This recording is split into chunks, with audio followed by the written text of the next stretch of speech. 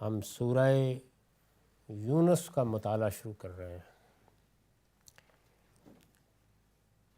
سورہ توبہ پچھلی نشست میں ختم ہو گئی اور اس کے ساتھ ہی قرآن مجید کا دوسرا باب بھی پایہ تکمیل کو پہنچا۔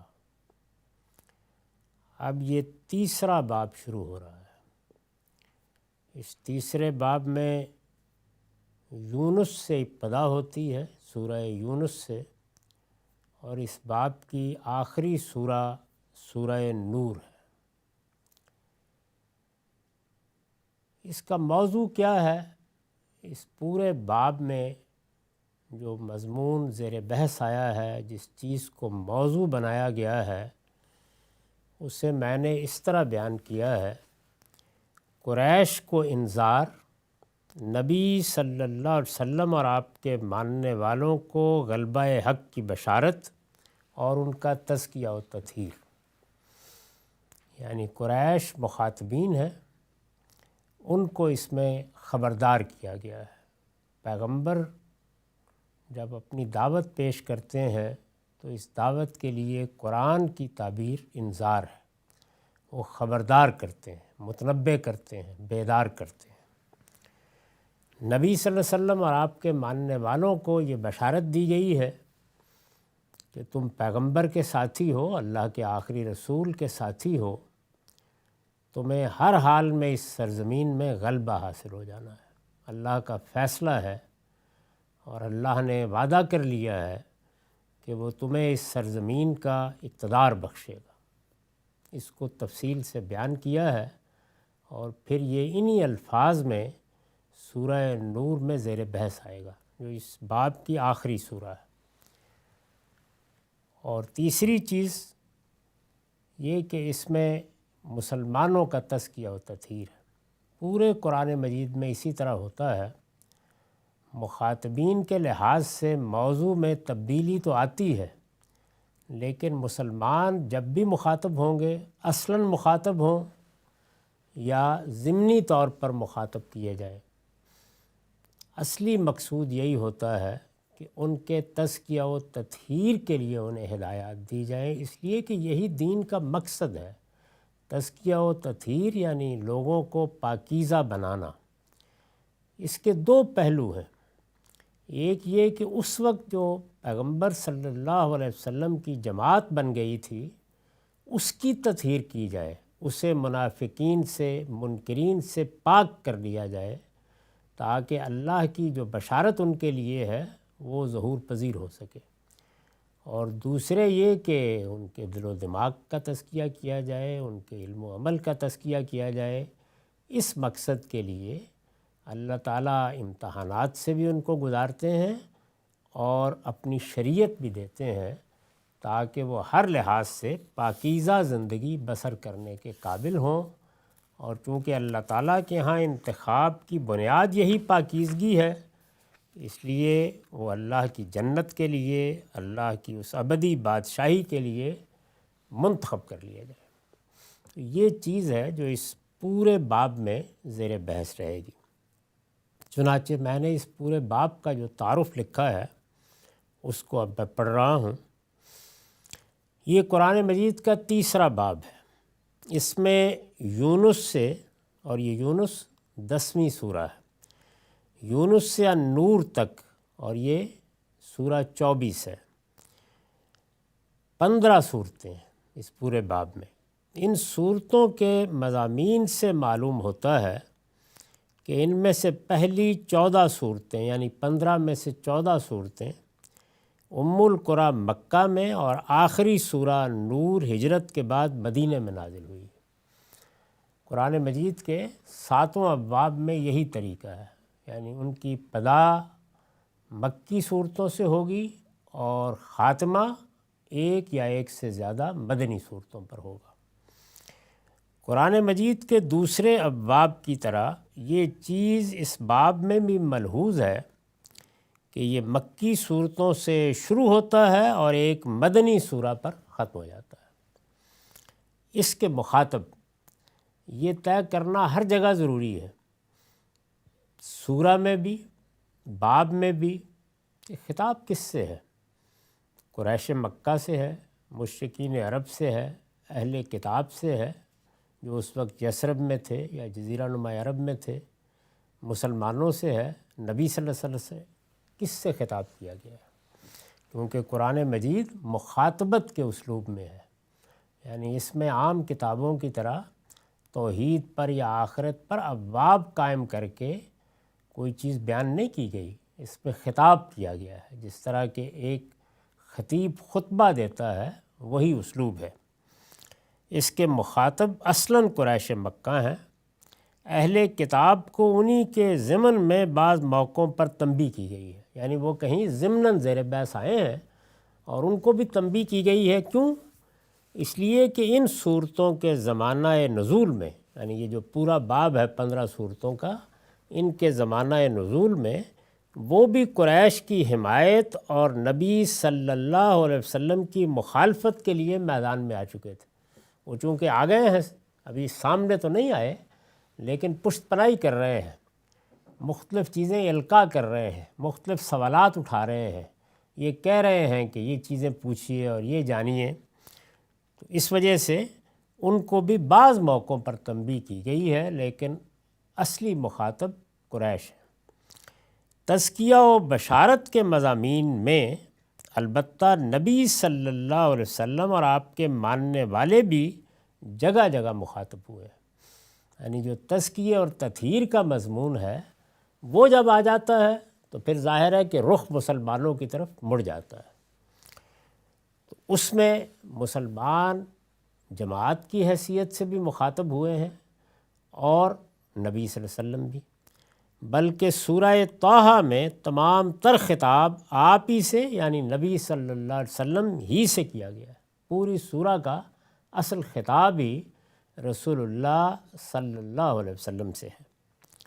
اس کا موضوع قریش کو انذار، نبی صلی اللہ علیہ وسلم اور آپ کے ماننے والوں کو سرزمین عرب میں غلبہ حق کی بشارت اور ان کا تزکیہ و تطہیر ہے۔ یہ میں نے پہلے بیان کر دیا، جس میں غلبہ حق کی بشارت کا پہلو نمایاں ہے۔ بعض صورتوں میں جو کچھ منکرین کے ساتھ ہونے والا ہے وہ اصلی ہدف ہوتا ہے، جس طرح کہ پچھلے باب میں تھا، اور یہاں بشارت کا پہلو نمایاں ہے۔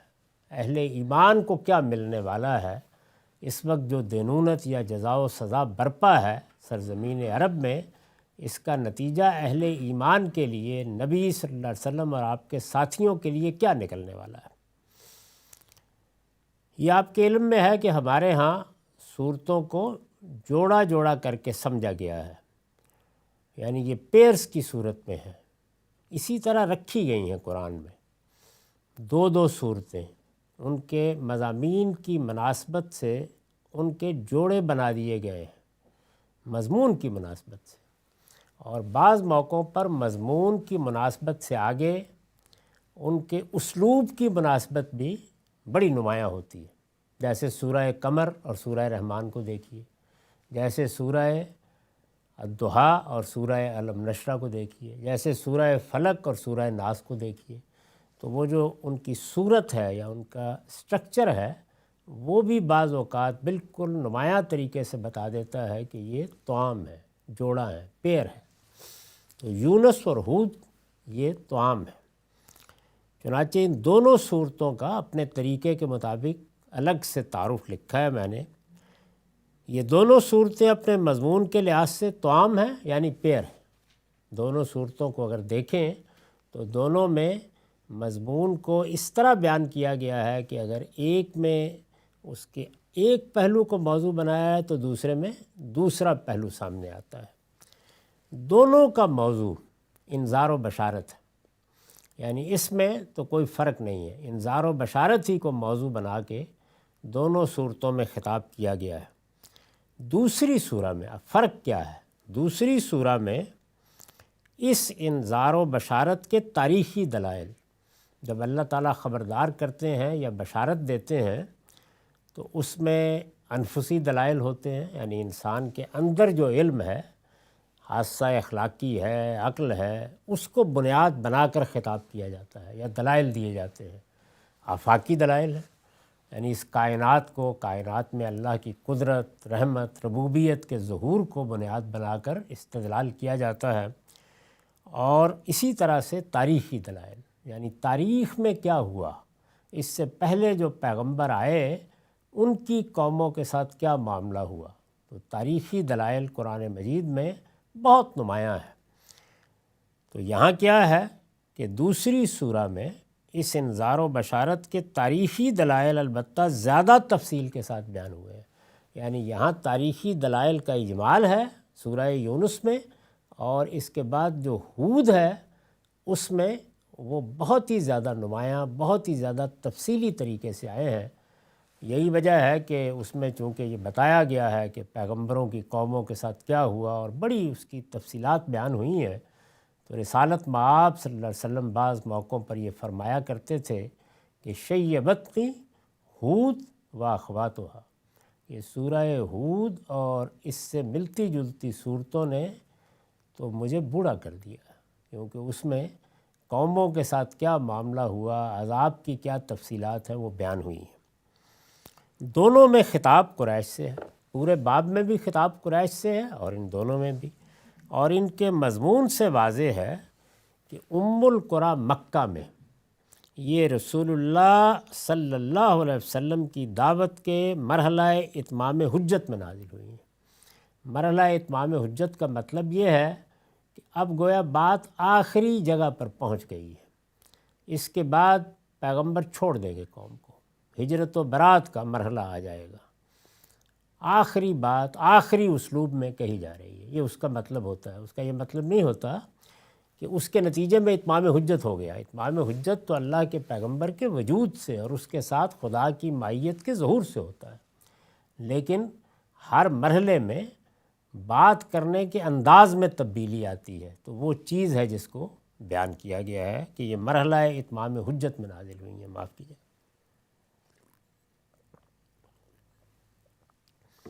یہ اس باب کا اور ان دو صورتوں کا تعارف تھا۔ اب ہم سورہ کے مطالعے کی ابتدا کرتے ہیں۔ بسم اللہ الرحمن الرحیم۔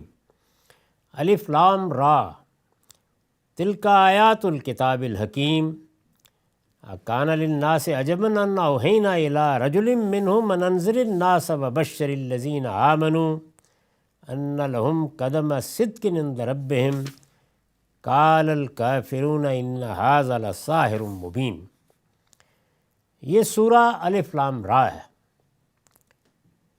یہ اس کتاب کی آیتیں ہیں جو سراسر حکمت ہے۔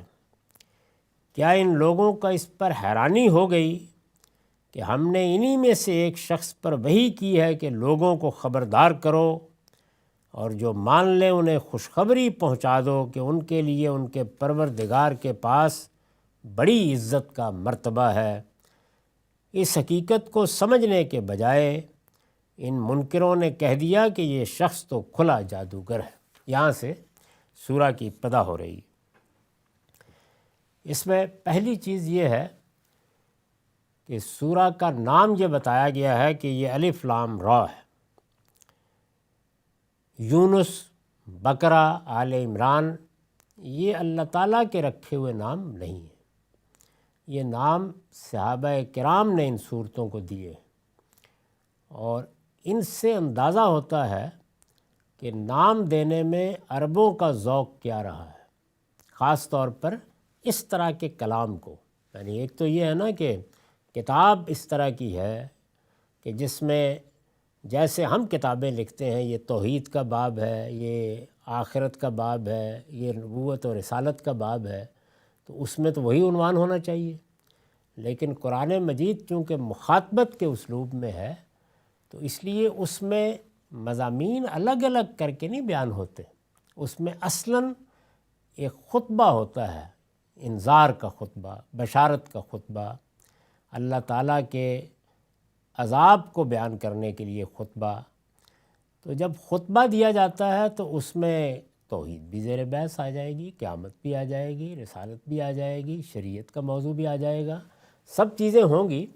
اور ایک چیز کو ہدف بنا کے جس طرح ایک خطیب گفتگو کرتا ہے، اور وہ اپنے مخاطبین کو بھی بدلتا ہے، اپنے اسلوب کو بھی تبدیل کرتا ہے، اس میں زیر و بم بھی آتا ہے، نشیب و فراز بھی آتے ہیں، بالکل وہی صورت قرآن مجید کی ہے جس طرح کہ ایک خطیب گفتگو کر رہا ہوتا ہے۔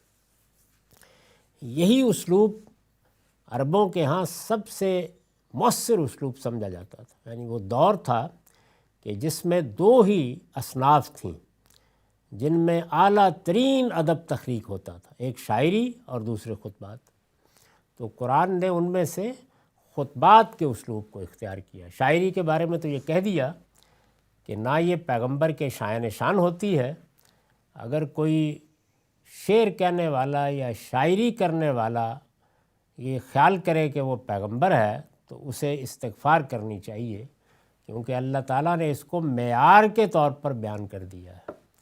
اور اس طرح فرمایا ہے کہ رسول اللہ صلی اللہ علیہ وسلم کے بارے میں جب یہ کہا لوگوں نے، قرآن مجید کے آہنگ اور اس کے الفاظ کی موسیقی اور اس کے اندر جس طرح کی مناسبت اور جس طرح کا توازن ہے اور جو شان ہے اس کو دیکھ کر بعض لوگوں نے کہا کہ یہ شاعری ہے۔ تو قرآن مجید نے یہ کہا کہ وَمَا عَلَّمْنَهُ الشِّعْرَ وَمَا يَنبَغِي لَهُ، ہم نے پیغمبر کو شعر کہنے کی کوئی صلاحیت نہیں دی اور شعر کہنا پیغمبر کے لیے موضوع بھی نہیں، یعنی یہ بات بھی واضح کر دی گئی تاکہ ہمیشہ کے لیے ہر شخص کو معلوم رہے کہ پیغمبر کے لیے کیا چیز شایان شان ہے اور کیا شایان شان نہیں ہے۔ تو یہ میں عرض کر رہا تھا کہ جو ان کے ہاں خطبات کا طریقہ تھا، قرآن نے اسی صنف کو لے کر گفتگو کی ہے، اور اس میں نام دینے کے لیے کوئی علامت مقرر کر لی جاتی تھی اور نام دے دیا جاتا تھا۔ اب ایک سورہ میں یونس علیہ السلام کا ذکر ہو گیا، کہیں ذکر ہو گیا ہے، یہ ہو سکتا ہے کہ وہ اصل مضمون سے بالکل غیر متعلق ہو، یا سورہ بقرہ اتنی بڑی سورہ ہے، اس میں بڑے غیر معمولی مضامین آئے ہیں، ایک جگہ کے اوپر وہاں اس گائے کا ذکر آ گیا ہے جس کے ذبح کرنے کا حکم دیا گیا تھا۔ بقرہ گائے کو کہتے ہیں عربی زبان میں۔ یا اسی طریقے سے سورہ آل عمران غزوہ احد پر ایک جامع تبصرہ ہے اور مسلمانوں کے تزکیہ و تطہیر کا مضمون ایک خاص مناسبت سے بہت شان کے ساتھ زیر بحث آیا ہے، لیکن ایک جگہ پر آل عمران کا لفظ آ گیا ہے، تو اسی کو ذرا نمایاں دیکھ کے علامت کے طور پر صحابہ نے یہ نام رکھے۔ اور ان کی جب ہم تاریخ پڑھتے ہیں تو اس سے بھی معلوم ہوتا ہے کہ شروع میں ایسے ہوتا تھا کہ کوئی سورہ پڑھی جا رہی ہے یا کسی سورہ کا حوالہ دیا جا رہا ہے، تو کسی سے پوچھا کہ کس کا ذکر کر رہے ہو، تو انہوں نے کہا کہ وہ سورہ جس میں بقرہ کا ذکر ہے۔ تو شروع میں یہ بات کہی گئی اور پھر آہستہ آہستہ وہی بقرہ نام بن گیا۔ تو یہ سمجھ لینا چاہیے کہ سورتوں کے یہ نام جو عام طور پر لوگ لیتے ہیں، بقرہ، آل عمران، نساء، مائدہ، یہ صحابہ کے رکھے ہوئے نام ہیں۔ اللہ تعالیٰ نے سورتوں کے نام بہت سی جگہوں پر تو رکھے ہی نہیں ہیں، جیسے کہ ہمارے ہاں صنف ادب میں غزل کا کوئی عنوان نہیں ہوتا، اسی طرح سے بعض قصائد کے بھی عنوانات نہیں ہوتے جیسے کہ عربوں کے ہاں تھا۔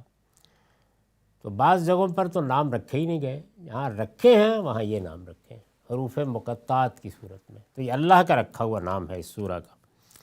یہ سورہ الف لام را ہے۔ اس پر میں نے لکھا ہے کہ اس نام کے کیا معنی ہیں، یعنی کیا مطلب ہے اس کا۔ نام ہے، رکھ دیا اللہ تعالیٰ نے۔ اس کے متعلق ہم نے اپنا نقطہ نظر سورہ بقرہ کی آیت 1 کے تحت تفصیل کے ساتھ بیان کر دیا۔ یہ چونکہ اس تفسیر میں جو میں اس وقت پڑھا رہا ہوں سورہ بقرہ کے شروع میں نے بیان کر دیا ہے، تو اس کو پھر باقی جگہوں پر نہیں دہرایا گیا۔ اس کو جو لوگ تفصیل سے پڑھنا چاہتے ہوں وہاں پڑھ لیں، اس سے بھی زیادہ تفصیل سے سمجھنا چاہتے ہوں تو استاذ امام کی تدبر قرآن میں بڑی تفصیلی بحث انہوں نے اس پر کی ہے، اس کو دیکھ لیں۔ خلاصہ یہ ہے کہ عربی زبان میں یہ جو حروف تہجی ہیں، الف، با، تا، یہ عبرانی سے آئے ہیں، یعنی یہ قدیم طریقہ ہے لکھنے کا، اور اس میں چیزوں کی تصویریں بنائی جاتی تھیں۔ اب بھی دنیا کی بہت سی زبانوں میں حروف تہجی، حروف ہجا یا الفابیٹس جن کو آپ کہتے ہیں، وہ تصویری صورت میں ہوتے ہیں۔ تو تصویریں بنائی جاتی تھی، جیسے بے ہے یا با ہے تو اس کے لیے ایک خیمے کسی تصویر، بیت گھر کسی تصویر بنا لی جاتی تھی۔ تو اس وجہ سے یہ تمام حروف کسی نہ کسی چیز کا نام ہے جتنے بھی ہیں۔ تو قرآن نے بھی بالکل وہی طریقہ اختیار کیا ہے جو صحابہ کا ذوق بعد میں سامنے آیا، اور وہ یہ کہ کسی نمایاں چیز کو اس کے نام سے سورہ کا نام بنا لیا ہے۔ اس کی بڑی ہی واضح مثال سورہ نون ہے، جس کو سورہ قلم بھی کہا جاتا ہے۔ اس کا نام اللہ تعالیٰ نے سورہ نون رکھا ہے۔ نون عربی زبان میں مچھلی کے لیے، مچھلی کو کہتے بھی ہیں، اس وقت بھی کہتے ہیں، اور یہ نون مچھلی کے طریقے پر لکھا بھی جاتا تھا۔ تو قدیم سے یہ تمام جو حروف ہیں یہ اپنی صورت رکھتے تھے اور چیزوں کے نام تھے۔ تو اس میں چونکہ سیدنا یونس کے مچھلی کے پیٹ میں جانے کا ذکر ہوا ہے تو سورہ کا یہی نام رکھ دیا۔ تو ان میں کوئی زیادہ معنی کے تفاحص کی ضرورت نہیں ہوتی، بس یہ سادہ سی بات ہے۔ جو کام صحابہ نے کیا ہے وہ اسی چیز کو سامنے رکھ کے کیا ہے۔ اللہ تعالیٰ نے اس کے لیے حروف کا انتخاب کیا ہے، انہوں نے ناموں کا انتخاب کر لیا، کوئی فرق نہیں ہے، اصول ایک ہی ہے۔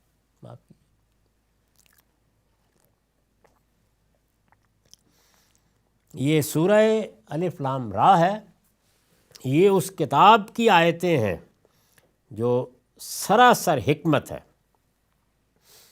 اس پر حاشیہ ہے، یہ اس بات کی طرف اشارہ ہے کہ اس کتاب کی یعنی قرآن مجید، اس کتاب کی صداقت کا معیار، یہ سچی کتاب ہے، اللہ کی کتاب ہے، کیا معیار ہے اس کا؟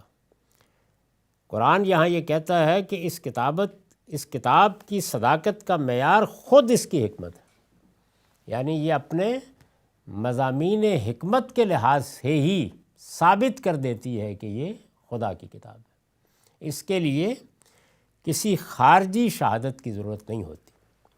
یہ اس بات کی طرف اشارہ ہے کہ اس کتاب کی صداقت کا معیار خود اس کی حکمت ہے، یہ اس کے لیے یعنی اپنی صداقت کے لیے کسی خارجی شہادت کی محتاج نہیں ہے۔ خارجی شواہد بھی پیش کیے جاتے ہیں، بہت سے ہیں، لیکن اگر وہ سب نہ ہوں تو تب بھی ایک سلیم الطبع انسان جو علم سے واقف ہے، وہ جب اس کتاب کو پڑھتا ہے تو بالکل سرنگوں ہو جاتا ہے کہ این کتاب از آسمان دیگر است، یہ دنیا میں کسی انسان کی تخلیق ہو ہی نہیں سکتی، ممکن ہی نہیں ہے، یہ واضح ہو جاتا ہے۔ کیا ان لوگوں کو اس پر حیرانی ہو گئی؟ اکان الناس عجبا ان اوحینا الی رجل منہم، کیا ان لوگوں کو اس پر حیرانی ہو گئی کہ ہم نے انہی میں سے ایک شخص پر وحی کی؟ کیا وحی کی؟ ان انذر الناس وبشر الذین آمنوا، کہ لوگوں کو خبردار کرو اور جو مان لیں ان کو بشارت دو۔ کیا بشارت دو؟ وہ آگے بیان کیا ہے۔ تو اس میں بات شروع کیسے کیا ہے؟ کیا ان لوگوں کو اس پر حیرانی ہو گئی؟ اس پر میں نے لکھا ہے، یعنی اس بات میں کہ اللہ تعالیٰ نے ایک شخص کو اٹھا کھڑا کیا کہ وہ لوگوں کو انذار کرے اور بشارت دے، تو اس میں انکار و استجاب اور حیرانی کی کیا بات ہے؟ خدا نے اپنا پیغام پہنچانے کے لیے انہی کے اندر سے ایک شخص کو منتخب کیا ہے، تو یہی قرین عقل ہے۔ یعنی اگر اللہ تعالیٰ نے کسی کو انتخاب کر کے اس کے ذریعے سے اپنا پیغام دینا تھا اور اس کو لوگوں کے لیے اسوہ بنانا تھا، تو وہ پھر انسان ہی ہونا چاہیے تھا، اور وہ کہیں باہر سے درآمد کر کے لایا جاتا، وہ لوگوں کے اندر ہی سے ہونا چاہیے تھا۔ جن کے لیے بھیجا گیا ہے انہی کے اندر سے اٹھے گا۔ یہ اس کے ماضی و حاضر اور اخلاق و کردار سے اچھی طرح واقف ہیں، اس کی راست بازی اور امانت و دیانت کو جانتے ہیں۔ پھر یہی نہیں، ان کا معلم و مرشد اور ان کے لیے نمونہ و مثال بھی کوئی جن یا فرشتہ نہیں بلکہ انسانی ہو سکتا ہے۔ چنانچہ خدا نے انہی کے ایک بہترین فرد کا انتخاب کیا ہے۔ استاذ امام کے الفاظ میں یہ گویا انہی کی زبان اور انہی کے ضمیر کی گواہی ہے جو ان کے آگے پیش کی جا رہی ہے۔ اللہ تعالیٰ جب کسی کو پیغمبر بنا کے بھیجتے ہیں تو اس میں دونوں چیزیں مقصود ہوتی ہیں، یہ کہ وہ اللہ کی ہدایت کو اتمام تک پہنچائے، اور ہر پیغمبر نے یہی کیا ہے۔ اللہ نے جو ہدایت انسان کے ضمیر میں ودیت کی ہے اس کو پورا کر دے، اس کے مضمرات کو کھول دے، اس کے اطلاقات بتا دے۔ تو اس کو قرآن اتمام نعمت کہتا ہے، یعنی نعمت پوری کر دی گئی، اتمام ہدایت ہو گیا۔ دوسرے جو نبیوں میں سے رسول ہیں وہ عدالت بنا کے بھیجے جاتے ہیں، قوموں کا فیصلہ کرتے ہیں۔ تو جب عدالت بنا کے بھیجے جاتے ہیں تو ظاہر ہے کہ وہ اس قوم کے اندر ہی سے ہوں گے، تو ان پر حجت پوری ہوگی، قوم ان کو دیکھ سکے گی، ان کو جان سکے گی، ان کے ماضی حال سے واقف ہوگی۔ اور ہدایت کے معاملے میں اگر انسانوں کے سامنے کوئی نمونہ پیش کرنا ہے تو وہ ان کے اندر کا شخص ہوگا تو نمونہ بنے گا، اور پھر اس نمونے کو آگے وہ منتقل کریں گے تاکہ دوسرے انسانوں تک بھی وہ پہنچے۔ تو اس کے سوا کیا طریقہ ہو سکتا تھا کہ یہ لوگ اس بات پر تعجب کا اظہار کر رہے ہیں؟ کیا ان لوگوں کو اس پر حیرانی ہو گئی کہ ہم نے انہی میں سے ایک شخص پر وحی کی ہے کہ لوگوں کو خبردار کرو، اور جو مان لیں انہیں خوشخبری پہنچا دو کہ ان کے لیے ان کے پروردگار کے ساتھ بڑی عزت کا مرتبہ ہے۔ بڑی عزت کا مرتبہ ظاہر ہے کہ جنت میں انسان کو کیا ملنے والا ہے، راضیتم مرضیہ کی بادشاہی کیا ہے جو اللہ تعالیٰ اپنے بندوں کو عطا فرمائیں گے، اسے مختلف صورتوں میں قرآن بیان کرتا ہے۔ کبھی اس کے لیے جنت، باغات جن کے نیچے نہریں بہہ رہی ہیں، کبھی روضہ، کبھی اور اس طرح کی تعبیریں اختیار کرتا ہے، اور کبھی یہ کہتا ہے کہ وہ جگہ وہ ہے کہ وہاں نہ کوئی ماضی کا پچھتاوا ہوگا، نہ مستقبل کا اندیشہ ہوگا، یا وہ جگہ ہے کہ جس میں جو تم چاہو گے وہ تمہیں میسر کر دیا جائے گا۔ تو مختلف تعبیریں ہیں، انہی میں سے ایک تعبیر یہاں اختیار کی ہے، اور وہ ہے قدمہ صدق کی۔ چنانچہ میں نے لکھا ہے اصل میں قدمہ صدق کے الفاظ آئے ہیں۔ مطلب کیا ہے؟ یعنی ایسا مرتبہ جس میں عزت، بلندی اور لازوال سرفرازی ہو، تو اس کے لیے قدمہ صدق کی تعبیر ہے۔ یہ معنی لفظ صدق سے پیدا ہوئے ہیں جو رسوخ و استحکام اور تمکن پر دلیل ہوتا ہے۔ یعنی صدق سچائی بھی ہے، اور صدق اصل میں جب سچائی پر انسان قائم ہوتا ہے تو وہ ایک طرح کے رسوخ پر قائم ہوتا ہے، وہ ایک محکم جگہ پر کھڑا ہوتا ہے۔ جھوٹ کے یا جھوٹی شخصیت کے لیے کوئی رسوخ نہیں ہوتا۔ وہ کہا جاتا ہے نا کہ اگر سچ بولا ہے تو یاد رکھنے کی ضرورت نہیں ہے، لیکن جھوٹ اپنے پاؤں پر کھڑا ہی نہیں ہو سکتا، کبھی پر پابرجا نہیں ہوتا۔ اسی سے یہ لفظ لیا ہے، اور مرتبے کے رسوخ، مرتبے کی بلندی، عزت اور غیر معمولی مقام کو بیان کرنے کے لیے یہ قدمہ صدق کی تعبیر قرآن نے یہاں اختیار کی ہے۔ عزت کا مرتبہ ہے۔ اب ظاہر ہے کہ یہ ایک بڑی حقیقت تھی، اس کو سمجھنا چاہیے تھا، لیکن اس حقیقت کو سمجھنے کے بجائے ان منکروں نے کہہ دیا کہ یہ شخص تو کھلا جادوگر ہے۔ یعنی بجائے اس کے کہ اس پر اللہ تعالیٰ کا شکر ادا کرتے کہ ہمارا انتخاب ہوا، ہمیں دنیا کی رہنمائی کے لیے اللہ تعالیٰ نے منتخب کیا۔ اس وقت اگر دیکھیے تو دنیا میں کتنی قومیں آئیں چلی گئیں، کبھی کوئی تاریخ پڑھتے ہوئے ان کا نام لے، لیکن شب و روز جس قوم کا ذکر کرنا ہوتا ہے، جس کی شہادت پیش کرنی ہوتی ہے، جس کے احوال سنانے ہوتے ہیں، جس کی یاد دہانی کرانی ہوتی ہے، جس کے اندر سے جو صحابہ کی جمعیت وجود میں آئی، اسی کے احوال کو بار بار نمونے کے طور پر پیش کرنا ہوتا ہے، اور ہزاروں، لاکھوں، کروڑوں لوگوں کے سامنے یہی چیز آتی ہے۔ تو یہ کوئی معمولی عزت ہے جو قیامت تک کے لیے ان لوگوں کو ملی ہے۔ تو فرمایا کہ اللہ نے تو یہ عزت دینے کا فیصلہ کیا، لیکن تم اس کو ماننے کی بجائے، سمجھنے کی بجائے یہ کہہ رہے ہو کہ یہ شخص تو کھلا جادوگر ہے۔ اس پر میں نے لکھا ہے یعنی جب دیکھا کہ اس کی بات لوگوں کو متوجہ کر رہی ہے تو کہہ دیا کہ یہ شخص الفاظ کی جادوگری کا ماہر ہے۔ یہ مطلب تھا ان کا اس سے، وہ جادوگر نہیں کہتے تھے جو ہم اس سے سمجھتے ہیں، الفاظ کی جادوگری کا ماہر ہے۔ اس کو کوئی مافوق ہستی اور اس کے کلام کو کوئی مافوق چیز سمجھنے کی ضرورت نہیں ہے کہ آسمان سے آ رہا ہے، یہ محض فصاحت و بلاغت اور حسن بیان کا کمال ہے، اس سے زیادہ اس کی کوئی اہمیت نہیں ہے۔ تو یہ کہہ کے وہ گویا یہ چاہتے تھے کہ لوگ اس جانب متوجہ نہ ہوں۔ ہمارا وقت ختم ہو گیا۔ اقول و قولی ھذا واستغفر اللہ لی و لکم ولسائر المسلمین۔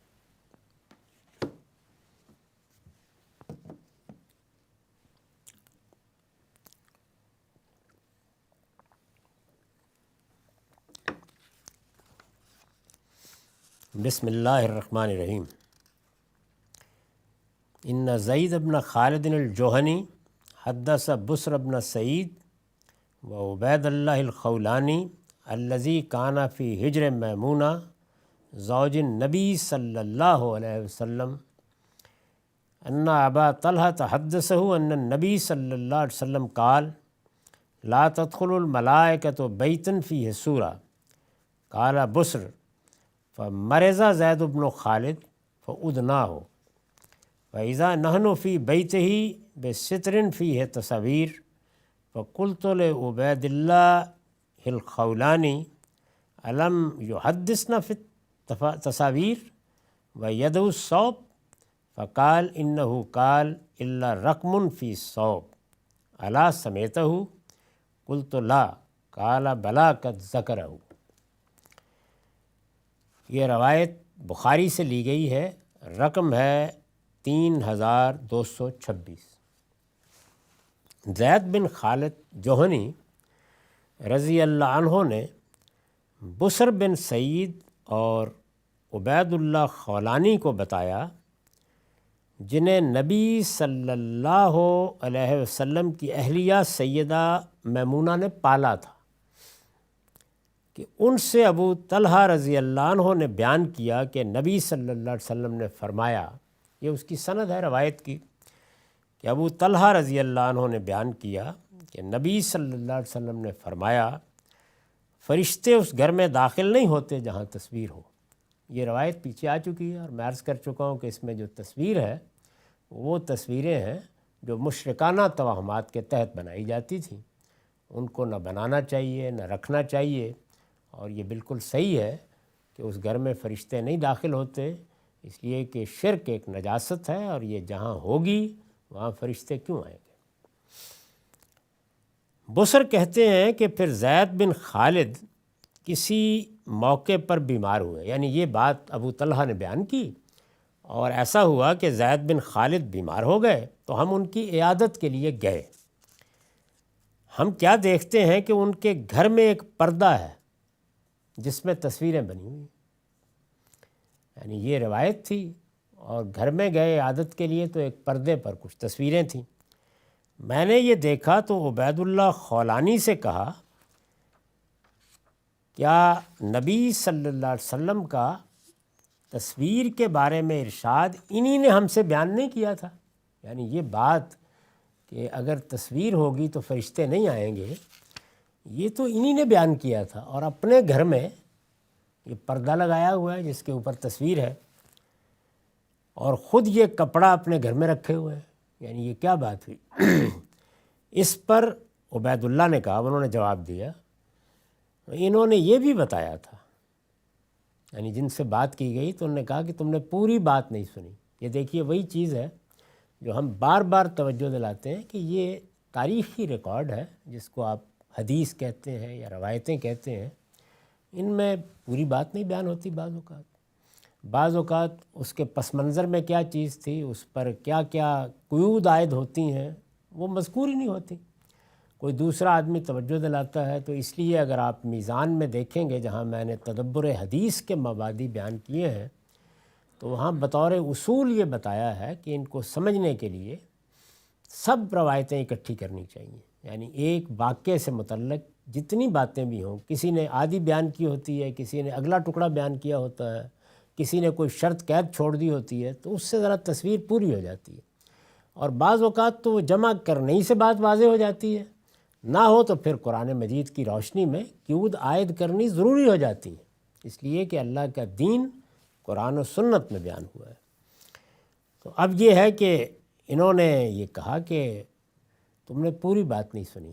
انہوں نے یہ بھی کہا تھا اور یہ بھی بتایا تھا کہ سوائے اس کے جو کپڑوں میں منقوش ہو، یعنی ایک یہ ہے کہ تصویر کو آپ نے تصویر کے طور پر، کوئی مشرکانہ تصویر ہے، اس میں کوئی اس طرح کی کسی شخصیت کو یا کسی بت کو یا فرشتوں کی بھی پرستش ہوتی رہی ہے۔ یہ ساری دیوی دیوتا جو اتنے بھی عربوں کے ہاں ہیں، یہ تو فرشتوں ہی کے بت تھے۔ تو اس طرح کی کوئی تصویر بنائی گئی ہے، تو اس میں یہ تھا کہ ایک تو تصویر کو تصویر کے طور پر رکھا گیا ہے، جیسے ہم بھی تصویر کو فریم کراتے ہیں، لگاتے ہیں، اور دوسرے یہ ہے کہ کوئی گھر میں لٹکانے کا کپڑا ہے، اس پر تصویر بنی ہوئی ہے، کوئی تکیہ ہے، اس پر تصویر بنی ہوئی ہے۔ تو یہ کہتے ہیں کہ انہوں نے تو ساتھ یہ بھی بتایا تھا کہ اگر وہ کوئی کپڑے وغیرہ پر ہے یا تکیے پر ہے یا اس طرح کچھ ہے، چادر پر ہے، پھر کوئی حرج نہیں، یعنی پھر وہ اس جگہ نہیں ہے جہاں پر اس کی تعظیم کا کوئی سوال پیدا ہو۔ کیا آپ نے ان سے یہ نہیں سنا تھا؟ میں نے کہا نہیں۔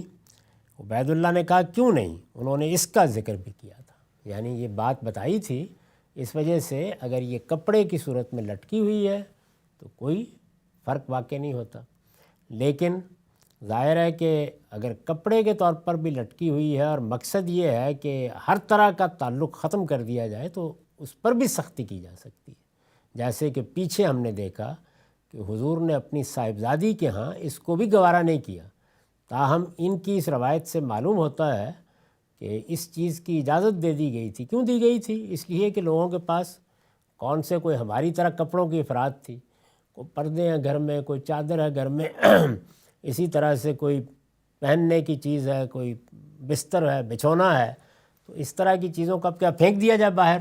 تو صاف معلوم ہوتا ہے کہ یہ کہا گیا کہ چونکہ ان میں کوئی عظمت کا تصور نہیں پیدا ہوتا تو ان کو تم استعمال کر سکتے ہو، اجازت دی گئی۔ تو یہ بتاتے ہیں کہ ایسا ہی ہوا۔ تو چنانچہ میں نے اس پر لکھا ہے کہ اگلی روایت سے جو اس کے بعد آ رہی ہے واضح ہو جائے گا کہ یہ استثناء محض کپڑے پر بنی ہوئی تصویر کا نہیں، یعنی یہ صرف چادر یا کوئی اور ایسی چیز نہیں، بلکہ بچھونوں اور تکیوں کے کپڑے پر بنی تصویر کا ہے جس پر لوگ بیٹھتے یا لیٹتے ہیں۔ یعنی یوں نہیں ہے کہ تصویر کپڑے پر بنی ہوئی ہے تو اب لٹکا لیں، بلکہ یہاں مراد استعمال کے کپڑے ہیں، جیسے تکیے کا غلاف ہے یا اور چیز ہے، جس پر لوگ بیٹھتے یا لیٹتے ہیں، اس لیے کہ اس کے بارے میں تقدیس و تعظیم کے جذبات یا کسی مشرکانہ عقیدے کے پیدا ہو جانے کا اندیشہ نہیں ہو سکتا۔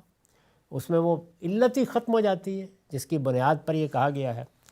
نیچے متن کے حواشی میں دیکھ لیا جا سکتا ہے کہ اس روایت کے ایک دوسرے طریق میں بھی پردے کے بجائے تکیوں ہی کا ذکر ہوا ہے۔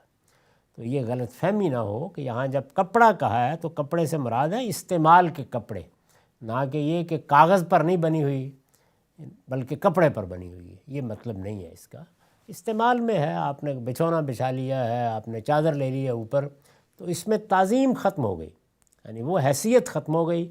اب اگر فرض کر لیجئے کہ فرشتوں کی بھی کوئی تصویر بنی ہوئی ہے یا کسی بڑی شخصیت کی تصویر بنی ہوئی ہے تو گوارا کی جائے گی، لوگوں کے پاس کپڑا ہے کر لیں استعمال۔ تاہم آہستہ آہستہ ہمیں معلوم ہے کہ مسلمانوں کے ہاں یہ چیز پیدا ہو گئی کہ کپڑے بھی اس طرح کے نہیں بنانے چاہیے۔ مقصد وہی ہے، سد ذریعہ، کہ ایک چیز شرک ہے، شرک ایک بڑی برائی ہے اور آخری درجے کی برائی ہے، بلکہ قرآن مجید سے معلوم ہوتا ہے کہ اکبر الکبائر ہے، ناقابل معافی جرم ہے۔ تو اس وجہ سے اس کا کسی درجے میں بھی اظہار نہیں ہونا چاہیے۔ نبی صلی اللہ علیہ وسلم نے اپنے معاملے میں بھی سختی برتی، اپنے گھر میں، اپنے بچوں کے معاملے میں بھی، تاہم اس سے یہ معلوم ہوتا ہے کہ عام لوگوں کو یہ اجازت تھی کہ وہ اگر جو استعمال کے کپڑے ہیں اور ان پر تصویریں بنی ہوئی ہیں تو انہیں پھینکے نہیں، استعمال کر لیں۔ وآخر دعوانا الحمدللہ۔ اب 10 منٹ کا وقفہ ہے، اس کے بعد سوالوں کی نشست۔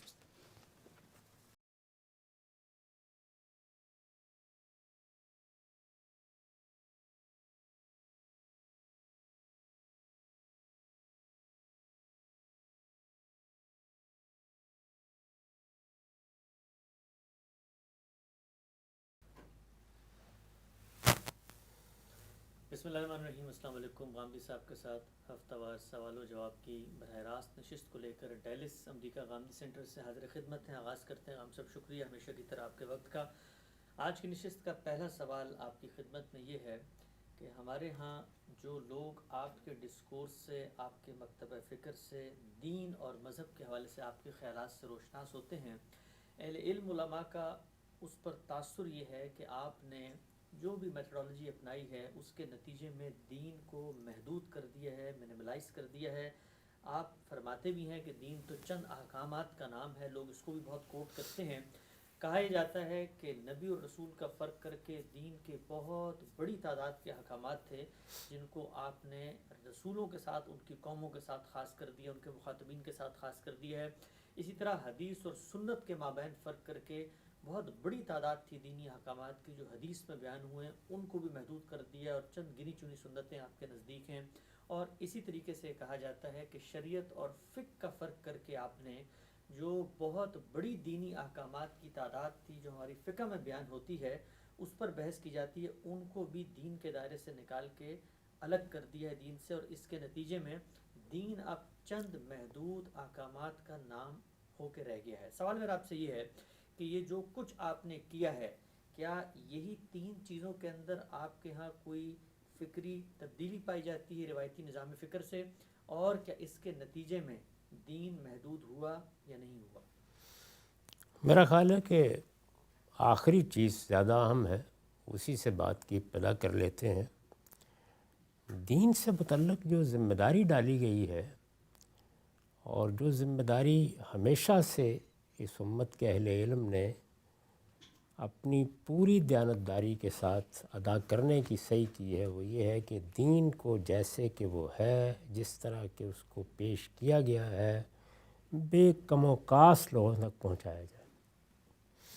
اس میں ادنا درجے میں بھی اپنی طرف سے کوئی چیز نہیں کی جا سکتی، بے کم و کاست۔ اب جس طرح یہ چیز اہمیت رکھتی ہے کہ دین کی کوئی چیز ہو اور وہ اس سے نکل نہ جائے، اسی طرح یہ چیز بھی بڑی اہمیت رکھتی ہے کہ کوئی چیز دین کی نہیں تھی اور وہ اس میں داخل ہو گئی۔ تو دونوں کام بہت دقت نظر سے کرنا پڑتے ہیں، لازماً کرنا پڑتے ہیں۔ اس میں ظاہر ہے کہ اختلافات بھی ہو جاتے ہیں، مختلف اہل علم کے مابین اختلافات ہو جاتے ہیں۔ پہلے دن سے یہ اختلافات صحابہ کرام میں ہوئے، بعض چیزوں کو سمجھنے میں، تابعین میں ہوئے، تبع تابعین میں ہوئے، ائمہ فقہ میں ہوئے، اسی طرح سے دوسرے جلیل القدر علماء میں ہوئے، ہوتے رہے ہیں، اس وقت بھی ہو رہے ہیں۔ اس کو اس انداز سے مبالغے کے ساتھ تعبیر کرنا یہی مسائل پیدا کرتا ہے۔ یعنی بات جتنی ہے اگر اتنی کہی جائے اور اسی طرح اس کو بیان کیا جائے تو نوعیت پھر بڑی سادہ ہو جاتی ہے، اس کو سمجھنا بھی آسان ہوتا ہے، اگر وہ تنقید ہے تو اس کا جواب دینا بھی آسان ہوتا ہے۔ ہمارے ہاں مذہبی طبقے کے ساتھ یہ بڑا مسئلہ ہے کہ وہ چیز کو جس طرح کہ وہ ہے تنقید کرتے وقت اس طرح بیان نہیں کرتا، بلکہ وہ اس میں سے کوئی منفی پہلو نکالے گا، اس میں کوئی مبالغہ پیدا کرے گا، اس کو پروپیگنڈے کی زبان دے گا اور اس کے بعد کسی شخص کو یا کسی فکر کو متون کرنا شروع کر دے گا۔ اس سے اللہ کی پناہ مانگنی چاہیے۔ اس وقت اگر آپ غور کریں تو کیا صورتحال یہ ہے کہ میں نے ایک جگہ یہ جملہ کہہ دیا کہ دین کے احکام تو متعین ہیں اور وہ زیادہ نہیں ہیں یا وہ محدود ہیں، تو یہ جملہ ہی ہے جو میں نے زندگی میں کہا ہے۔ یعنی اس کے بعد آخر میں نے اس دین کو بیان کیا ہے نا، اور بیان بھی یہ نہیں کہ یہاں وہاں کوئی لیکچر دے دیا یا کسی جگہ کوئی بات اجمالاً کہہ دی یا کسی جگہ کسی چیز کی تفصیل کر دی، ایک پوری کتاب لکھی ہے اور وہ اس وضاحت کے ساتھ لکھی ہے اور دنیا کے سامنے پیش کی ہے، اور اس وقت نہیں برسوں سے وہ شائع ہو رہی ہے میزان کے نام سے۔ یہ کہا ہے اس کے بارے میں، اس میں پورا دین میں نے بیان کر دی ہے۔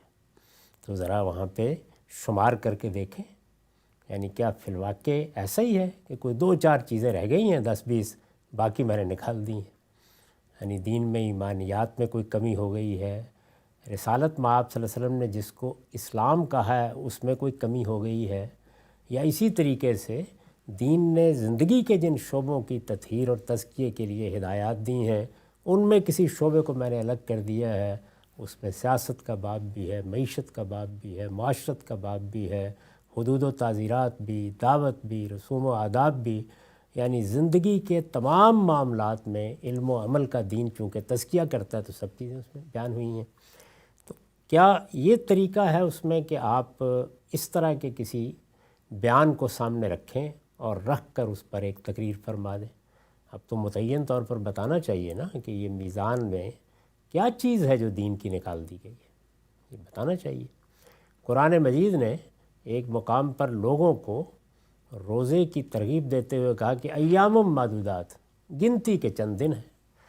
تو اب گنتی کے چند دن سے کوئی آدمی اگر یہ نتیجہ نکالے کہ 2-4 روزے ہی ہیں، آگے وضاحت موجود ہے کہ وہ پورے ایک مہینے کے ہیں اور اسی جگہ ہے، تو اس وجہ سے جب یہ کہا جاتا ہے تو اس کا مطلب یہ ہوتا ہے کہ لوگوں کو یہ بتایا جائے یا ان میں یہ تسہیل پیدا کی جائے کہ دین سے کوئی تباہش کی ضرورت نہیں ہے، دین کے احکام متعین ہیں۔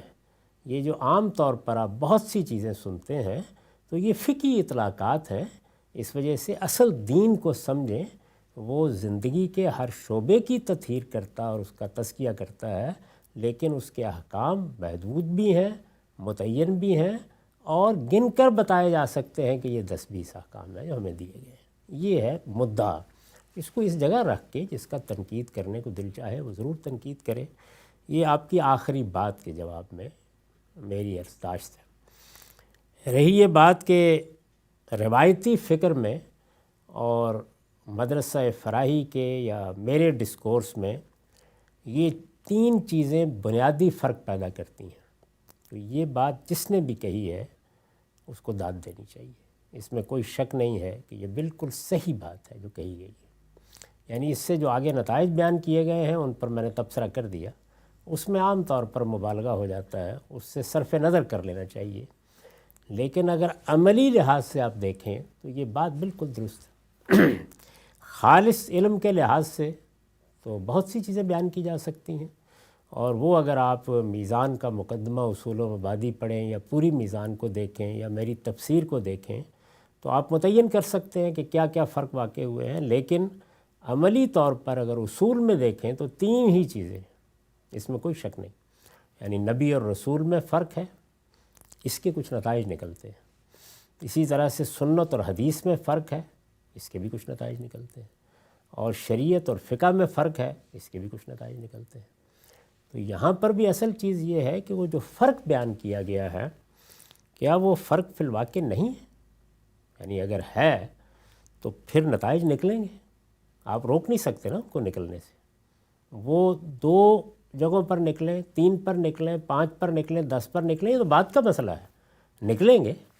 تو گفتگو اگر علمی طریقے سے کرنی ہے اور ہمارے اس مدرسہ فکر پر نقد کرنا ہے تو کوئی شبہ ہی نہیں کہ یہ تینوں چیزیں ہیں جو عملاً اثر انداز ہوتی ہیں، اور میں سمجھتا ہوں کہ اگر یہ بات بیان کی گئی ہے تو یہ بڑی دیانت کی بات ہے، کیونکہ یہ چیز کہ نبی اور رسول میں فرق کے نتیجے میں بعض احکام پر اثر پڑتا ہے یہ تو ایک حقیقت ہے، لیکن اسی بات کو اگر یوں بیان کیا جائے کہ نیت میں کوئی خرابی ہو گئی، کسی مصلحت کو سامنے رکھ کر دین میں کوئی کمی بیشی کر دی گئی ہے، تو اندازہ کر سکتے ہیں کہ یہ کس حد تک تکلیف دہ بات ہوگی ایک مسلمان کے لیے، اور یہ کہتے وقت 1000 مرتبہ آدمی کو سوچنا چاہیے کہ وہ کیا بات کہہ رہا ہے۔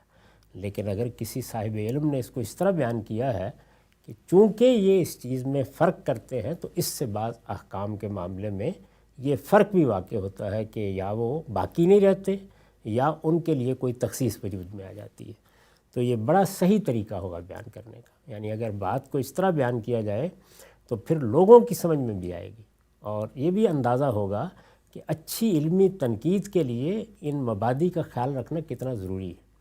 اسی طرح جب آپ یہ کہیں گے کہ یہ سنت اور حدیث میں فرق کرتے ہیں تو یہ ایک حقیقت کا بیان بھی ہے، اور اس سے آپ ہماری بات بھی ٹھیک طرح سے سمجھ سکیں گے اور تنقید کرنے والے کی تنقید کو بھی اچھی طرح سمجھ سکیں گے۔ لیکن اس کو مبالغے میں لے جا کر اگر آپ یہ کہیں گے کہ یہ تو منکر حدیث ہو گئے، تو یہ ظاہر ہے کہ ایک غلط بیانی بھی ہوگی، یہ ایک سفید جھوٹ ہوگا، اور یہ بات جب بیان کی جائے گی تو کچھ ہی وقت کے بعد بیان کرنے والوں کی اپنی حیثیت عرفی ختم ہو جائے گی، کیونکہ لوگ جب یہ دیکھیں گے کہ یہاں تو ایسی کوئی بات نہیں، یعنی میری کتاب میں 1200 سے زیادہ روایتیں میں نے نقل کی، 1200 سے زیادہ میزان میں، اور میں خود حدیث ہی پر کام کر رہا ہوں، زندگی کا آخری پروجیکٹ یہی ہے، شب و روز اسی میں ہوں، تو یہ بات کسی کو باور نہیں آئے گی، یہ اب کہی جائے گی، ہوا میں تحلیل ہو جائے گی، لیکن اگر اسی بات کو اس طرح بیان کیا جائے کہ ان کے ہاں ان دو چیزوں میں فرق ہے اور اس فرق کے کچھ نتائج نکلتے ہیں، تو یہ بڑی صحیح بات ہوگی، یہ صحیح تنقید ہوگی اگر یہ تنقید ہے۔ اور ظاہر ہے کہ اس کے بعد پھر بڑا آسان ہو جاتا ہے کہ فرق پر بات کی جائے اور اس کے استدلال پر گفتگو کی جائے، پھر یہ پروپیگنڈے کا موضوع نہیں رہے گا، علم کی دنیا کی چیز بن جائے گی، یعنی اب تنقید ہونا شروع ہو گئی۔ اسی طریقے سے تیسری چیز کو لیجئے کہ یہ شریعت اور فقہ میں فرق کرتے ہیں، یقیناً کرتے ہیں، اس میں کوئی شبہ ہی نہیں ہے 10 مرتبہ، لیکن یہ کہ اسی بات کو آپ مبالغہ کر کے یہ کہتے ہیں کہ فقہ کو کوڑے دان میں پھینک دیں، بات وہی ہے، لیکن اس بات کو آپ نے کہاں پہنچا دی؟ وہ اصل بات ہے، فقہ ہوا اور پانی کی طرح ہماری ضرورت ہے، یعنی آپ دیکھیے کہ اجتہاد پر جو میرا مضمون ہے اور جو میری کتاب مقامات میں ہے اس میں میں نے یہی الفاظ لکھے ہیں، یہ تو ہوا اور پانی کی طرح کی ضرورت ہے، اس لیے کہ زندگی کے احوال وہ اتنے گوناگون اور اتنے بدلتے ہوئے ہیں کہ ہر وقت یہ ضرورت ہوتی ہے کہ دین میں جو باتیں کہی گئی ہیں ان کا سوسائٹی کے ساتھ، افراد کے ساتھ، حالات کے ساتھ تعلق واضح کیا جائے، ریلیشن واضح کیا جائے۔ تو یہ ریلیشن جب آپ پیدا کرتے ہیں اور بدلتے ہوئے حالات اور نئی صورتوں کے ساتھ پیدا کرتے ہیں تو یہ کیا ہے؟ یہ اجتہادی عمل ہے، اسی سے فقہ وجود میں آتی ہے۔ تو یہ ہوا اور پانی کی طرح ضرورت ہے، لیکن فرق کرتے ہیں، یہ بالکل صحیح بات ہوگی، یعنی وہی بات اگر آپ اس طرح بیان کر رہے ہیں تو آپ مبالغہ بھی کر رہے ہیں، آپ ایک غلط بات بھی کر رہے ہیں، آپ ایک بہتان بھی لگا رہے ہیں، اور اگر اسی بات کو اس طرح بیان کیا جائے تو یہ بالکل ٹھیک علمی طریقہ ہوگا، دیانتداری کی بات ہوگی۔ اس لیے میں تو داد دوں گا اگر کسی صاحب علم نے یہ بیان کیا، اور کوئی صاحب علم ہی یہ اسلوب اختیار بھی کر سکتا ہے کہ یہ 3 چیزیں ہیں جو عملاً سمجھ لی جائیں تو ہمارے ڈسکورس کا اور روایتی علماء کا نقطہ نظر کیوں مختلف ہو جاتا ہے اس کو اپریشیٹ کیا جا سکتا ہے، جانا جا سکتا ہے، تو میں اس لحاظ سے اس کی داد دیتا ہوں۔ ٹھیک ہے صاحب، یہ جو بات آپ نے فرمائی ہے اس پر ایک ضمنی سوال، آپ کے ہاں حدیث اور سنت کا فرق ہوتا ہے؟ انشاءاللہ حدیث کے بارے میں آپ کا نقطہ نظر آپ نے اپنی کتاب میزان میں بیان بھی کیا، اور ابھی ہماری جو 23 اعتراضات کی سیریز ہے اس میں ایک تفصیلی موضوع ہے کہ اس فرق کی غامدی صاحب کی بنیادیں کیا ہیں، علم کی تاریخ اس کو کیسے دیکھتی ہے، اس کو وہاں پر زیر بحث لائیں گے۔ نبی اور رسول کا فرق ابھی زیر بحث آ رہا ہے انشاءاللہ اتمام حجت کے قانون میں، لیکن ایک سوال اس فرق میں آپ سے پوچھتا ہوں اور عملی اطلاق کے لحاظ سے پوچھتا ہوں، اگر شریعت اور فقہ میں فرق ہے اور فقہ کو ہم الگ کرتے ہیں، دین اور شریعت کو ہم بتاتے ہیں کہ یہ شریعت اور خدا کے احکامات ہیں، تو پھر یہ جو آپ روز میرے ساتھ بیٹھ کے گفتگو کر رہے ہوتے ہیں، میں آپ سے پوچھتا ہوں جی یہ انسانی سینے میں سور کا دل لگا دیے، دین کیا کہتا ہے؟ تو آپ جواب دیتے ہیں۔ ہم پوچھتے ہیں جی کہ کرونا وائرس آ گیا ہے، باجماعت نماز کیسے ادا کریں؟ تو آپ جواب دیتے ہیں۔ تو پھر یہ جو کچھ آپ پورا دن مجھے بیان کر رہے ہوتے ہیں یہ دین نہیں ہوتا کیا؟ دیکھیے بات یہ ہے کہ یہاں الفاظ کیا ہیں، شریعت اور فقہ میں فرق ہے، یعنی شریعت کیا ہے؟ اللہ کا حکم، اللہ تعالیٰ نے اپنے پیغمبر کے ذریعے سے جو قانون ہمیں دیا ہے اس کو شریعت کہتے ہیں، ٹھیک، اور یہ قانون سنت کے ذریعے سے دیا گیا ہے، قرآن کے ذریعے سے دیا گیا ہے، بلکہ میرے نزدیک تو بہت سے معاملات میں سنت اصل کی حیثیت رکھتی ہے، قرآن اس کی وضاحت کرتا ہے، اور بعض معاملات میں قرآن اصل کی حیثیت رکھتا ہے اور سنت اس کی وضاحت کرتی ہے، دونوں اصل ہیں اور دونوں کے ذریعے سے یہ دین ہمیں دیا گیا ہے، اور اس دین کے 2 حصے ہیں، ایک کا تعلق ہے دین کے فلسفے سے، دین کے مبادی سے، وہ ایمان و اخلاق کی چیزیں ہیں، اور دوسرے کا تعلق ہے قانون سے، شریعت سے۔ تو یہاں شریعت زیر بحث ہے، تو شریعت اللہ کا حکم ہے، یعنی جو ہمیں اللہ تعالیٰ کی طرف سے مل گیا۔ اب ظاہر ہے کہ جو حکم مل گیا ہے اس حکم میں کوئی نئی صورت پیش آ گئی ہے، نیا معاملہ پیش آ گیا ہے، یا کوئی حکم اجمال میں دیا گیا تھا آپ نے اسے اطلاق کی تفصیل میں بدلا ہے۔ تو یہ کام ہم اصل میں عقلی طور پر کر رہے ہوتے ہیں۔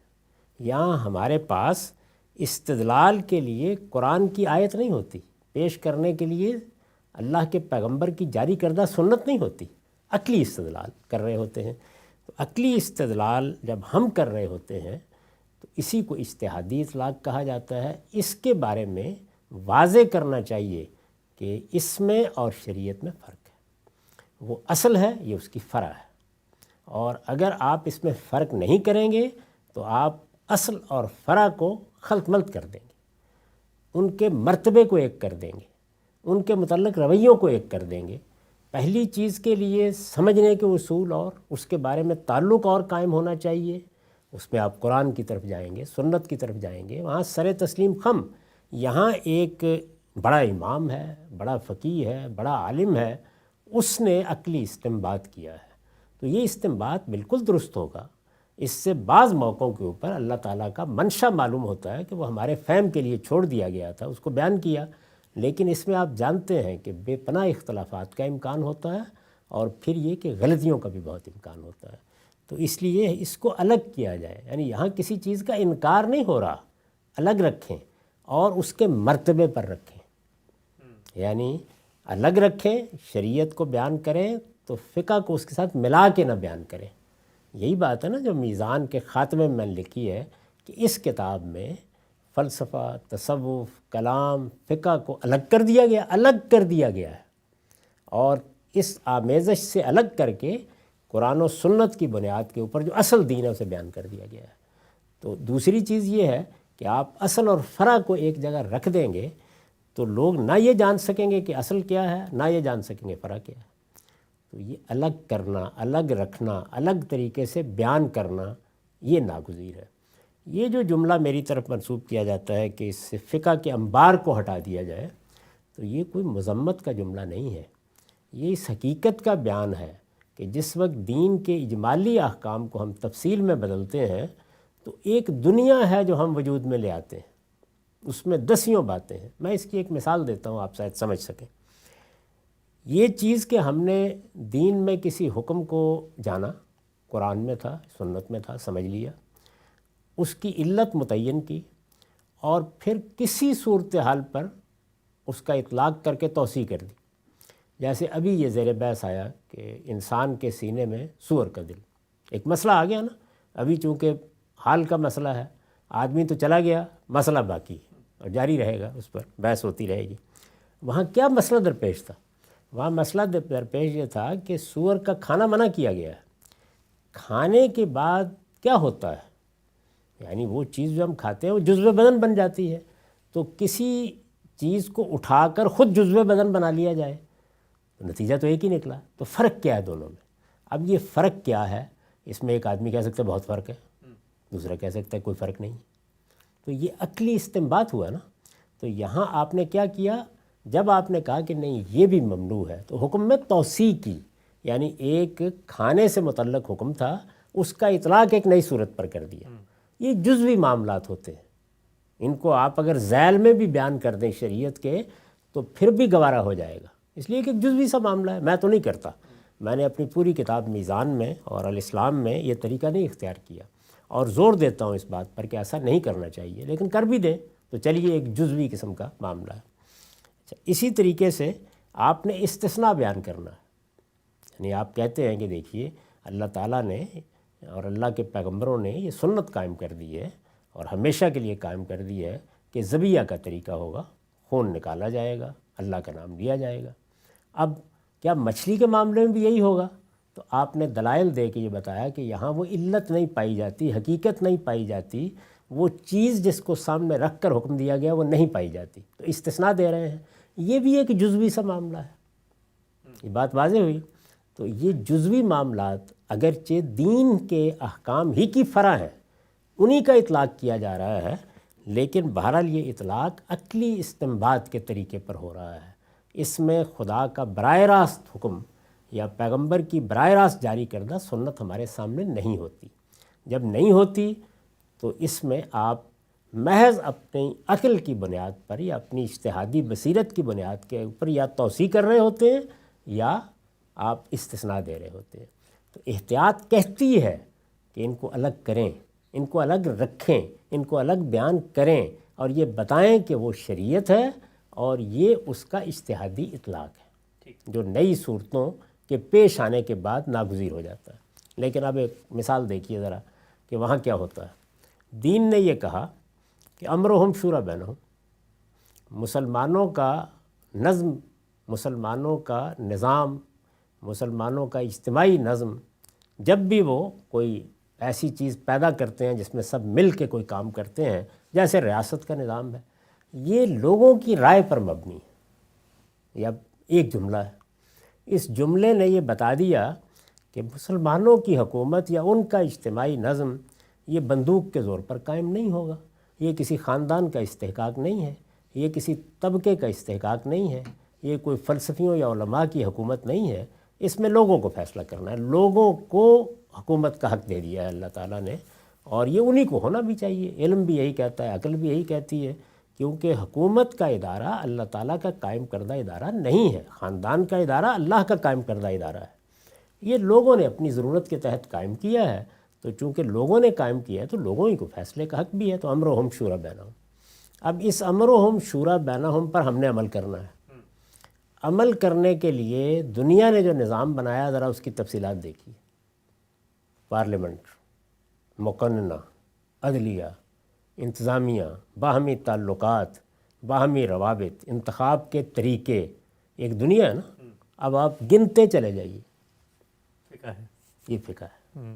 تو اس سب کچھ کو کیا میں اٹھا کر امرہم شورا بینہم کے ساتھ رکھ دوں، کیا نیچے رکھ دوں؟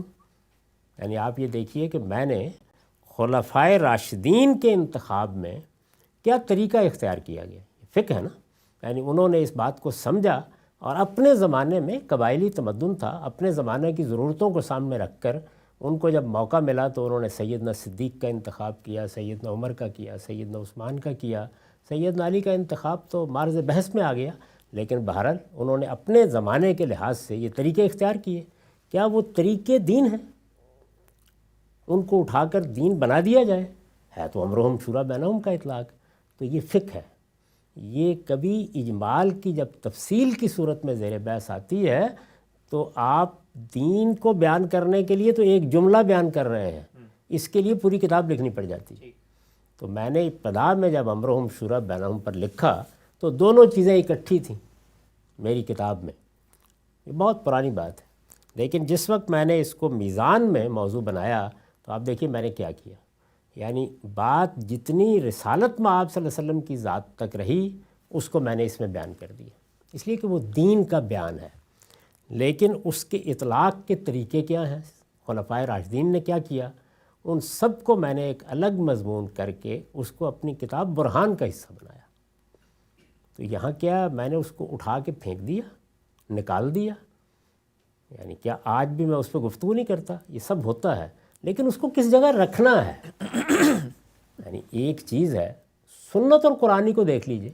کوئی آدمی یہ کہے کہ سنت اور قرآن تو اصل ہے، دونوں کی یکساں اہمیت ہے، دونوں میں سے سنت جو ہے وہ بعض موقعوں کے اوپر ابتدا کرتی ہے، مقدم ہوتی ہے، قرآن تفصیل کرتا ہے، سنت کو اٹھاؤ اور قرآن کے اندر رکھ دو۔ تو بھائی میں کہوں گا کہ دونوں کو الگ الگ رکھیے، قرآن کو قرآن کی حیثیت سے پیش کریں اور سنت کو سنت کی حیثیت سے پیش کریں۔ تو اسی طریقے سے یہ ضروری ہے کہ ان کے درمیان میں بھی یہ فرق ملحوظ رکھا جائے۔ ایسے ہی آپ آگے بڑھ کر ایک ایک چیز کا جائزہ لیں گے تو یہ معلوم ہوگا کہ یہ ممکن ہی نہیں ہے کہ ان کو اکٹھا کر دیا جائے، اور جب اکٹھا کیا جائے گا تو اب میں یہی کہوں گا نا کہ اگر مثال کے طور پر امرہم شورا بینہم کے تحت آپ یہ سب چیزیں لے آئیں اور یہ کہیں کہ نہایت اچھے اجتہادات ہو گئے ہیں اور ایک پارلیمانی اور ایک صدارتی اور معلوم نے کیا کیا نظام بن گئے ہیں، دنیا میں ساری اس کی صورتوں کو آپ بیان کریں، تفصیلات ظاہر ہے کوئی 1200 صفحے میں بیان ہوں گی، اور پھر اس کے بعد یہ کہیں اس کے بعد کہ ایک ہی چیز ہے، تو خود غور کر لیجئے کیا چیز ہے۔ میں یہی کہوں گا نا کہ اس انبار کو الگ کیجئے اور لوگوں کو بتائیے کہ اللہ کا حکم صرف ایک تھا اور وہ تھا امرہم شورا بینہم۔ یہ اس کے اجمال کو انسانوں نے اپنی عقل اور اجتہاد سے تفصیل میں بدلا ہے۔ یہ فقہ ہے، اس کو عزت کی نگاہ سے دیکھیں گے، بیان بھی کریں گے، یہ ہماری ضرورت ہے ہوا اور پانی کی طرح، لیکن اس کو نہ برابر رکھیں گے، نہ اس کی جگہ دیں گے، اور نہ ان کو خلط ملط کر کے کبھی پیش کریں گے۔ ٹھیک ہے، یہ جو پوری بات آپ نے بیان فرمائی ہے، میں اپنی طالبانہ انڈرسٹینڈنگ آپ کے سامنے رکھتا ہوں اور چاہوں گا کہ اگر یہ خلاصہ ٹھیک ہے تو آپ اس کی تائید فرمائیں، اور اگر اس میں کوئی کمی ہے تو اس میں توسیع کر دیجئے گا۔ آپ کی پوری بات یہ ہے کہ جب ہم دین کی ہدایت کو سامنے رکھ کے قرآن و سنت پہ غور کرتے ہیں اور ہمیں کوئی نئی صورتحال درپیش ہوتی ہے جو وہاں پر براہ راست بیان نہیں ہوئی ہوئی، تو ہم عقل کے ذریعے، عقلی استنباط کے ذریعے ان احکامات کو متفرق کرتے ہیں، ان کے اندر کوئی علت ہے تو اس کو مماثل صورتحال پہ اس کا اطلاق کرتے ہیں۔ عقلی استدلال جب آپ فرما رہے ہیں انسان عقلی استدلال کرتا ہے تو مطلب یہ ہے کہ بنائے استدلال تو قرآن و سنت میں موجود ہوگی، لیکن عقلی اجتہاد سے جب وہ اطلاق کرے گا تو ان کو الگ کریں۔ تو پھر ہمارے ہاں جو یہ فقہ کے اندر مثال کے طور پہ قرآن میں اصول بیان ہوا تھا کہ بھئی اموال باطل طریقے سے نہیں کھانے، ضرر غرر کے ذریعے نہیں معاملہ کرنا، تو اب جو پوری کتاب البیوع 200 صفحے کی آئی ہے اس سے ہم اطلاق میں اختلاف بھی کر سکتے ہیں، اس کو شریعت بنا کر آج کے دور میں آپ یہ نہ کہیں کہ پوری دنیا میں جو لین دین ہوگی اس کو تو ہم امام حنیفہ، امام شافعی کی فقہ کی کتاب میں جو کچھ اصول لین دین کے بیان ہوئے اس کی روشنی میں دیکھیں گے۔ یہاں آپ اسی باب کو میرے ہاں پڑھ لیجئے، قانون معیشت میں فرق دونوں کا بالکل واضح ہو جائے گا، اس لیے کہ چونکہ اس میں حضور کی فقہ ہے تو حضور کی فقہ کو میں نے ذیلی چیز بنا کے اپنی کتاب میں بیان کیا ہے۔ قرآن اور سنت کو اوپر رکھا ہے اور نیچے اس کو رکھا ہے، تو چونکہ فقہ النبی بیان ہوئی ہے تو آپ سمجھ سکتے ہیں کہ دونوں کا باہمی تعلق کیا ہے۔ لیکن اب فقہ ابی حنیفہ یہ تو میں نہیں رہوں گا یہاں پہ، کیونکہ وہ اب پیغمبر نہیں ہے۔ پیغمبر کا علم تو بے خطا علم ہوتا ہے، تو فقہ کو بھی میں نے اٹھایا ہے لیکن فقہ النبی کو اٹھایا ہے اور اٹھا کے رکھ دیا ہے ذیل میں نیچے۔ ٹھیک ہے، ہم سب آخری نقطہ اس کے بعد خاتمہ کرتے ہیں، وقت بڑھ رہا ہے۔ یہ جب آپ بات کرتے ہیں بار بار ریکنسٹرکشن، تو وہ اصل میں یہ اجتہادی اطلاقات جن کو دین بنا لیا گیا ہے ان کی ریکنسٹرکشن کر کے بتایا جائے کہ دین یہ ہے، پیور ہے، الگ ہے، اور یہ انسانی فہم، انسانی فکر، اس کے نتیجے میں جو دینی فکر ڈیولپ ہوئی یہ ہے، اس کو ریوائز کرنا ہے، دین کو ریوائز نہیں کرنا۔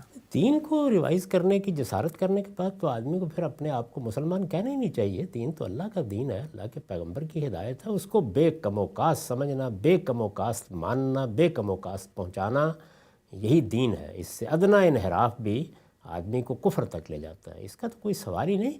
دین کا علم یعنی دین کا فہم، وہ فہم قرآن و سنت کا ہو یا وہ اس نوعیت کے اجتہادی اطلاقات ہوں، یہ انسانی کام ہے اور اس کی ریکنسٹرکشن کی ہر وقت ضرورت ہوتی ہے، یعنی یہ ایک دن کے لیے بھی یہ کام بند نہیں ہونا چاہیے۔